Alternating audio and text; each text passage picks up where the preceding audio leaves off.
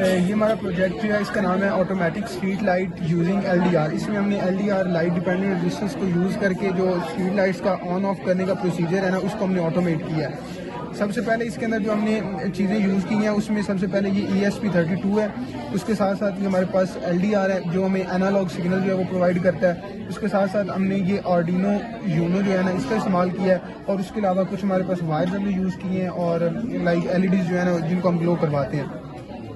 सबसे पहले ये काम कैसे करता है उसके लिए ये है कि हमारे पास ये LDR है, ये इन्वायरमेंट में या इसके इर्द गिर्द जो है ना लाइट की रेजिस्टेंस को डिटेक्ट करता है। अगर लाइट की रेजिस्टेंस अगर जो लाइट है वो ज़्यादा होगी तो ये कम रेजिस्टेंस देगा, और उसकी बेस पे हम आगे कंडीशंस लगाई हुई हैं कि लाइक अगर उसे लाइट ज़्यादा मिल रही है, रेजिस्टेंस कम मिल रही है, तो उस केस में वो हमारी जो लाइट्स हैं उनको ऑन कर दे।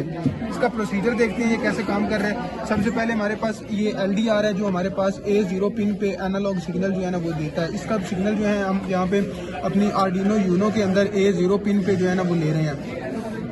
ये जो आर्डिनो है बेसिकली यही प्रोसेस करता है और हमारे पास जो है ना वो कंडीशंस को चेक करता है। अगर उसको लाइट कम मिलती है तो वो ये LED जो भी हमारे पास पिन नंबर 13 पे लगी हैं या वो दूसरी लगी हैं उन सबको वो ऑन करवा देता है। अगर उसे लाइट ज़्यादा मिलती है तो वो ऑफ करवा देता है। इसके साथ हमारा जो हमने IoT का सिस्टम पार्ट है वो ये है कि ये TX और RX पिन से इंटेंसिटी ऑफ लाइट जो है वो हमारे इस ESP32 को सेंड कर रहा है। ये ESP32 जो है हमारा ये वाईफाई से कनेक्टेड होता है और ये उस डाटा को, उस LDR की वैल्यू को, उस रजिस्टर्स को लेता है और हमारे MQTT पोर्टल MQTT सर्वर पे पब्लिश कर देता है। और दूसरा काम ये करता है कि ये हमारे ThinkSpeak के जो डाटाबेस है उसके अंदर भी इसको स्टोर करवा देता है, जिसको हम फर्दर जो है वो अपनी बाद में भी एनालाइज करने के लिए, यूज़ करने के लिए रख सकते हैं।